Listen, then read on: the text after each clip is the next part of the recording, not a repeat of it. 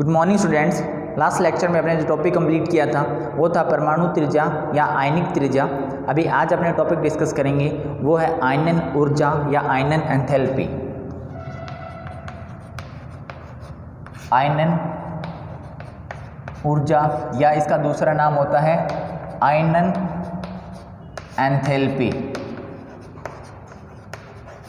आयनन enthalpy तो देखो सबसे पहले अपने देखते हैं ये होता क्या है, इसकी परिभाषा नोट करते हैं और उसके बाद अपने देखेंगे, इसको एक्सप्लेन करेंगे अच्छे से। किसी गैसीय विलगित परमाणु के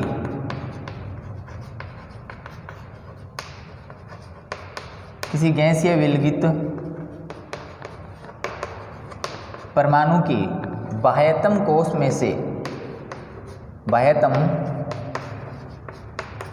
में से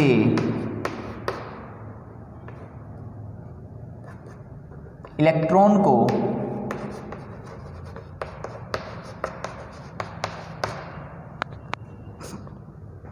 हटाने के लिए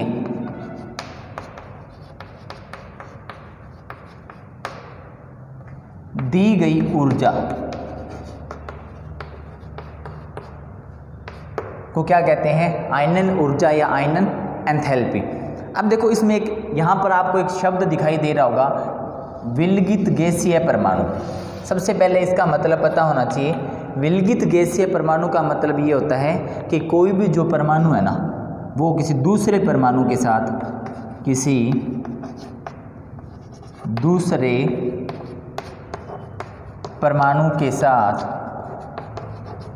बंध नहीं बना होना चाहिए। तो देखो मतलब किसी भी तत्व का जो परमाणु है वो स्वतंत्र होना चाहिए। अपने क्या बोल सकते हैं इसको? स्वतंत्र परमाणु।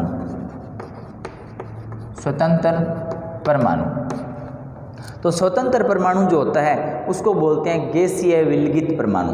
कि सबसे बाहरी कोश में से जब अपने किसी भी इलेक्ट्रॉन को हटाते हैं, रिमूव करते हैं, तो अपने को कुछ एनर्जी देनी पड़ती है और जो एनर्जी अपने को चाहिए, जितनी ऊर्जा अपने को देनी में होती है, उसे बोलते हैं अपने आयनन ऊर्जा या आयनन विभव। ठीक है, आयनन ऊर्जा या आयनन विभव बोलते हैं।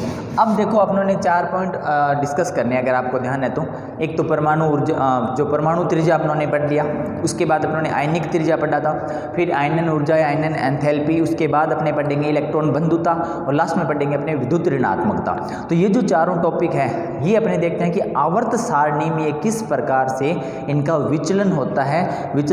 मतलब किसी एक आवर्त में और किसी एक वर्ग में अगर अपने बात करते हैं कि भाई जो परमाणु त्रिज्या थी या आयनन ऊर्जा है या इलेक्ट्रॉन बंधुता है या विद्युत ऋणात्मकता है, उनका परिवर्तन किस प्रकार होता है।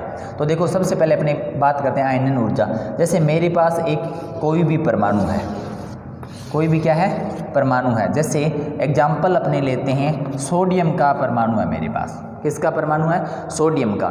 तो अपने पढ़ रहे हैं परमाणु तत्वों के आवर्ती गुणधर्म। और मैंने आपको बताया था लास्ट लेक्चर में कि जो आवर्ती गुणधर्म होते हैं वो इलेक्ट्रॉनिक विन्यास पर निर्भर करते हैं। किस पर निर्भर करते हैं? इलेक्ट्रॉनिक विन्यास पर। और इलेक्ट्रॉनिक विन्यास का मतलब ये है कि अपने को किसी भी इलेक्ट्रॉन, जो भी तत्व दिया जाएगा, उसमें किसी भी इलेक्ट्रॉन के बारे में पता होना चाहिए कि उस तत्व में टोटल कितने इलेक्ट्रॉन हैं और कौन सा जो इलेक्ट्रॉन है वो कौन से कोश में मौजूद है। तो सबसे पहले बात करते हैं अपने, इसका एग्जाम्पल देखते हैं सोडियम से। सोडियम के इलेक्ट्रॉनिक विन्यास 1s2 2s2 2p6 और 3s1 होता है। मतलब अब अगर मैं इलेक्ट्रॉन बनाता हूँ, सबसे अंदर वाले कोश में कितने इलेक्ट्रॉन है? यहाँ पर 1 2 और 1 कितने कोश उपस्थित है अपने पास? 3 कोश उपस्थित है। तो इलेक्ट्रॉन कितने हैं? 1 और 1 2। उसके बाद एक दूसरे कोश में कितने इलेक्ट्रॉन है? 1 2 3 4 5 6 7 और कितने इलेक्ट्रॉन हैं? 8 इलेक्ट्रॉन। और सबसे बाहरी कोश में कितना इलेक्ट्रॉन उपस्थित है? 1 इलेक्ट्रॉन अपने पास उपस्थित है। अब देखो आयनन ऊर्जा क्या होती है। अब क्या करता हूं कि मैं बाहर से ऊर्जा देता हूं। क्या देता हूं? ऊर्जा। किसको? सबसे बाहरी कोश का इलेक्ट्रॉन है ये। अपने क्या लिखा, किसी विलगित गैसीय परमाणु के बाह्यतम कोश में से इलेक्ट्रॉन को हटाने के लिए जो ऊर्जा दी जाती है उसे अपने क्या बोलते हैं, आयनन ऊर्जा या आयनन एंथैल्पी। तो ये जो ऊर्जा मैंने सबसे बाहरी कोश के इलेक्ट्रॉन को दी, तो ये इलेक्ट्रॉन क्या करेगा, ऊर्जा पाकर ये क्या करेगा, यहाँ से हट जाता है, रिमूव हो जाता है। तो जब सोडियम में से एक इलेक्ट्रॉन अपनों ने हटा दिया, ये इलेक्ट्रॉन क्या कर दिया, हटा दिया, तो सोडियम का आवेश हो गया +1, मतलब सोडियम यहाँ पर तो था और वो न्यूट्रल था, उदासीन था, और यहाँ पर वो किस अवस्था में आ गया, आयनिक अवस्था में। तो देखो जब अपने किसी का आयन बनाते हैं, और आयन कौन सा बना है यहाँ पर, धनायन, क्या बनता है, धनायन। धनायन कैसे बनेगा कि किसी भी तत्व के जितने भी परमाणु होते हैं उसमें से अगर अपने इलेक्ट्रॉन निकाल देते हैं तो वो क्या बन जाता है, धनायन। तो धनायन, अब देखो और इजी समझ लो इसको, आयनन ऊर्जा या आयनन एंथैल्पी, एंथैल्पी भी ऊर्जा ही, एंथैल्पी को क्या बोलते हैं, ऊर्जा ही बोलते हैं। तो किसी भी धनायन को बनाने के लिए जितनी ऊर्जा दी जाएगी उसे क्या बोलेंगे, अपने आयनन ऊर्जा कहते हैं। ये बात समझ में आ गई। तो देखो अब आपने ये देखना है कि भाई आयनन ऊर्जा जो होती है उसका आवर्त और वर्ग में परिवर्तन किस प्रकार होता है। तो देखो एक आवर्त में आयनन ऊर्जा और एक वर्ग में जो आयनन ऊर्जा होती है उस किस प्रकार से परिवर्तित होती है। देखो सभी जितने अपने एग्जाम टॉपिक पढ़ेंगे इसमें, उसमें अपनों ने देखना है कि आवर्त और वर्ग में परिवर्तन किस प्रकार होता है। ये आवर्त है और ये क्या है, कोई भी वर्ग, आवर्त और वर्ग है ये, ठीक है। तो देखो आपने लास्ट टॉपिक पढ़ा था परमाणु त्रिज्या।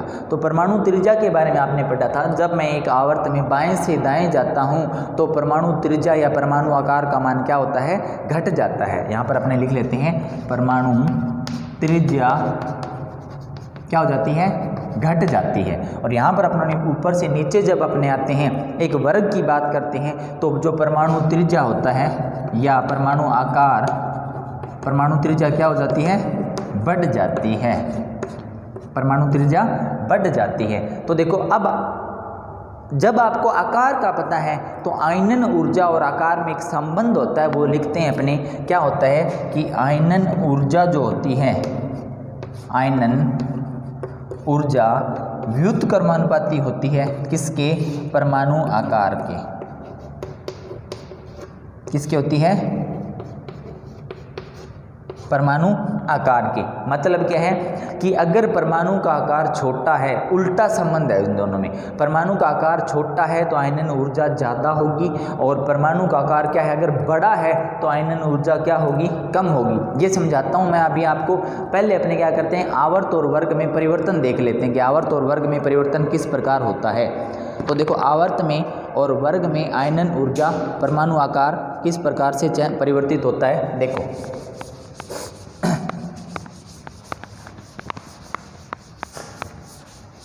अब आपको ये पता है कि परमाणु जो आकार था वो एक आवर्त सारणी में किस प्रकार परिवर्तित हुआ था कि जब अपने आवर्त में बाएं से दाएं गए थे तो परमाणु त्रिज्या घट गई थी, और एक वर्ग में अपने ऊपर से नीचे आए थे तो परमाणु त्रिज्या क्या हो गई थी, बढ़ गई थी। ये आपको पता है। तो अब देखते हैं आयनन ऊर्जा। मैंने आपको बता दिया कि जहाँ पर आकार बड़ा होगा वहाँ पर आयनन त्रिज्या क्या होगी, आयनन ऊर्जा क्या होगी, कम होगी। जहाँ पर आकार छोटा होगा वहाँ पर आयनन ऊर्जा ज़्यादा होगी। तो अब देखो यहाँ पर अपने सारे संबंध लिखते हैं वापिस। आवर्त में क्या परिवर्तन हुआ था, पहले लिखते हैं अपने आकार का और फिर लिखेंगे अपने आयनन ऊर्जा का परिवर्तन। देखते हैं जो आवर्त में बाएं से दाएं गए तो यहाँ पर लिखा हुआ परमाणु त्रिज्या क्या हो गई थी, घट गई थी। मतलब यहाँ पर मैं लिख लेता हूँ आकार क्या हो जाता है, घट जाता है। तो यहाँ पर मैंने बताया कि आकार घट गया, मतलब आकार छोटा होता है तो आयनन ऊर्जा क्या होती है, ज़्यादा होती है। तो आयनन ऊर्जा यहाँ पर क्या होगी, आयनन ऊर्जा होगी ज़्यादा। ये अपने अभी समझेंगे कि कैसे होता है। और वर्ग में देखो पहले अपने संबंध लिखते हैं सारे। वर्ग में जब अपने ऊपर से नीचे आए थे तो परमाणु त्रिज्या क्या थी, बढ़ गई थी, और परमाणु आकार भी क्या हुआ था, बढ़ गया था। क्यों बढ़ा था, क्योंकि कोश की जो संख्या थी वो बढ़ जाती है। और इधर क्या होते हैं, इसमें इसका रीजन क्या था, परमाणु आकार घटने का। परमाणु आकार घटने का ये कारण था कि जब अपने बाएं से दाएं जाते हैं तो इलेक्ट्रॉनों की संख्या बढ़ती है, प्रोटॉनों की संख्या बढ़ती है, तो नाभिक के आकर्षण बल का मान क्या होता है, बढ़ जाता है। तो प्रोटॉन और बाहर के जो इलेक्ट्रॉन हैं उनके बीच में आकर्षण ज़्यादा लगेगा तो आकार क्या हो जाता है, घट जाता है। अब देखो वर्ग में वापस लिखते हैं, आकार क्या हुआ था, आकार बढ़ा था, आकार क्या हो गया था, बड़ा हो गया था। और जैसे आकार बड़ा हो गया, परमाणु आकार ज़्यादा होता है तो आयनन ऊर्जा क्या होती है, कम होती है। तो आयनन ऊर्जा क्या होगी, कम होगी। ये आपने संबंध याद रखना है, मतलब अपने जो टॉपिक पढ़ रहे हैं जो भी है उसका थीम यही है। अब मैं समझाता हूँ कि आकार घटा तो ऊर्जा ज़्यादा कैसे हुई और आकार बड़ा हुआ तो ऊर्जा क्या है, कम कैसे होगी। अपने एग्जाम्पल देखते हैं। जैसे संबंध ये याद रखना है आप लोगों ने। देखो अपने एग्जाम्पल लेते हैं लिथियम का और अपने एग्जाम्पल लेते हैं सोडियम का। एक तो लिथियम का एग्जाम्पल लिया और जब लिथियम दूसरी आवर्त का तत्व है, इसमें सबसे लास्ट में जाएंगे तो लिथियम के बाद सबसे लास्ट में जाते हैं तो तत्व कौन सा आता है, नियोन।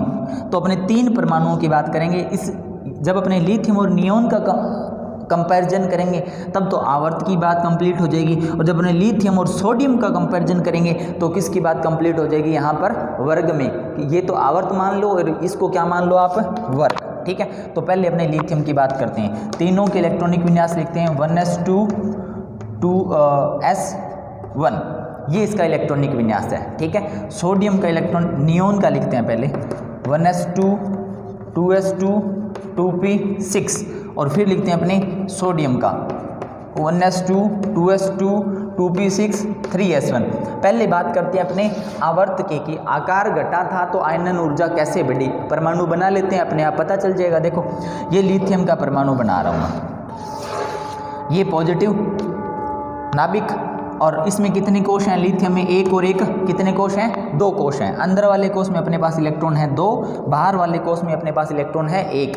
मतलब टोटल यहाँ पर अगर मैं बात करता हूँ इसके लिए तो टोटल प्लस का 3 है और माइनस का भी क्या है, 3 है। ओके, आकार भी क्या है इसका, छोटा। नियोन का परमाणु और बनाते हैं अपने, ये नाभिक, ये पहला कोश, इसमें भी कितने कोश हैं, 2 ही कोश हैं।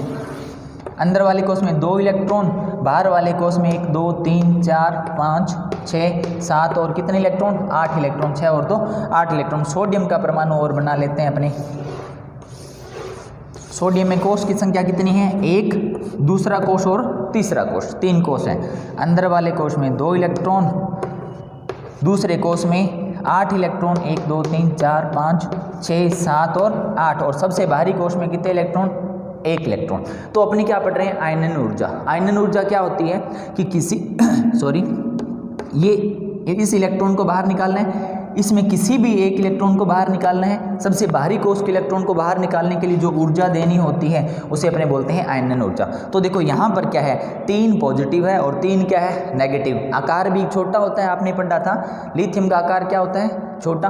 तो अगर अपने लिथियम और नियोन का कंपैरिजन करते हैं तो देखो, अगर अपने लिथियम और नियोन का कंपैरिजन करते हैं, आकार की बात करते हैं तो इधर आकार थोड़ा बड़ा होता है, इधर आकार क्या हो जाता है, छोटा हो जाता है। छोटा क्यों होगा, क्योंकि यहाँ पर जो प्लस है नाभिक का आकर्षण बल किसके, इलेक्ट्रॉनों पर ज़्यादा लगेगा तो आकार क्या हो जाता है, छोटा हो जाता है। अब देखो एक बात सोचने वाली ये है कि यहाँ पर जो नाभिक है और उसके इलेक्ट्रॉन जो है, इन दोनों के बीच में अगर आकर्षण बल लग रहा है तो इन दोनों की तुलना में क्या लग रहा है, इसके और इसकी तुलना में यहाँ पर आकर्षण बल का मान क्या लग रहा है, कम लग रहा है। तो जहाँ पर आकर्षण बल का मान कम लगेगा मतलब ये पॉजिटिव इस नेगेटिव को क्या खींच रहा है, आसानी से लूजली बॉन्डेड है, अपने ऐसे बोल सकते हैं। तो इस इलेक्ट्रॉन को निकालने के लिए अपने को कम ऊर्जा की आवश्यकता होगी। देखो इन दोनों का आकार की बात करें, इसका आकार छोटा, इसका आकार बड़ा।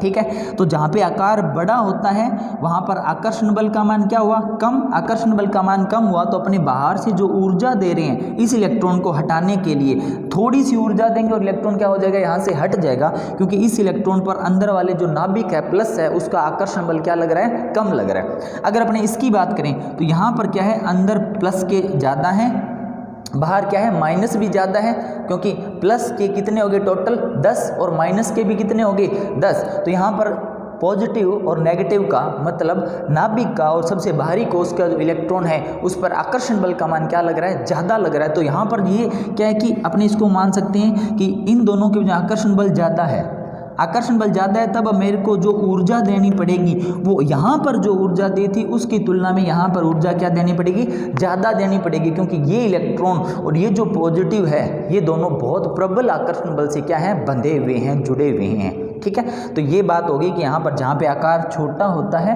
और जहाँ पर यहाँ पर आकार बड़ा था, यहाँ पे आकार क्या है, छोटा। आकार बड़ा तो ऊर्जा का मान कम, आकार छोटा तो ऊर्जा का मान क्या, ज़्यादा। अपनों ने अभी संबंध लिखा था आयनन ऊर्जा व्युत्क्रमानुपाती 1 बटा परमाणु आकार। और उसके बाद यहाँ पर अपने बात कर लेते हैं सोडियम की। तो देखो सोडियम में तो कोश और बड़ा हो गया, कोश क्या हो गया, और बड़ा हो गया। यहाँ पे तो 2 ही कोश हैं, यहाँ पर क्या हो गए 3 कोश। मतलब अब अपने कंपैरिजन करते हैं लिथियम का और सोडियम का। लिथियम और सोडियम का कंपैरिजन कर रहे हैं, मतलब अपने किसकी बात कर रहे हैं, वर्ग की बात करें। वर्ग में जब अपने ऊपर से नीचे जाते हैं तो आकार क्या होता है, बढ़ जाता है। आकार बढ़ गया तो यहाँ पर क्या होगा, ऊर्जा क्या लगेगी, कम लगेगी। अब देखो ये प्लस और ये माइनस, ये प्लस और ये माइनस, इन दोनों के बीच में आप गैप चेक करो कि सबसे जो गैप है वो ज़्यादा किस में और कम किस में। मतलब यहाँ पर जो पॉजिटिव है और ये नेगेटिव है पास में है थोड़ा सा, ये पॉजिटिव और ये नेगेटिव, इनके बीच में क्या होगा, थोड़ी सी दूरी बढ़ गई। दूरी बढ़ गई मतलब यहाँ पर जो इस प्लस का इस इलेक्ट्रॉन पर जो आकर्षण बल लग रहा है वो क्या लग रहा है, थोड़ा सा कम लग रहा है। जहाँ पे आकर्षण बल का मान कम होगा वहाँ पर अपने जो ऊर्जा देनी पड़ेगी वो भी क्या देनी पड़ेगी, कम ही देनी पड़ेगी, क्योंकि थोड़ी सी ऊर्जा देंगे और इस इलेक्ट्रॉन को ये ऊर्जा पाकर कहाँ चले जाएगा, बाहर चला जाएगा। और यहाँ पर क्या देनी पड़ेगी, ऊर्जा थोड़ी सी ज़्यादा देनी पड़ेगी। तो ये था इसका रीजन और ये आपने याद रखना है। देखो सब चीज़ें एक दूसरे से जुड़ेंगी। पहले अपनों ने परमाणु आकार पढ़ा, फिर अपनों ने आयनन ऊर्जा पढ़ी। अब अपने नेक्स्ट टॉपिक जो कल पढ़ेंगे वो होगा आयनन विभव या आयनन एंथैल्पी। तो ये सारी चीज़ें क्या हो जाएंगी, एक दूसरे से जुड़ती जाएंगी।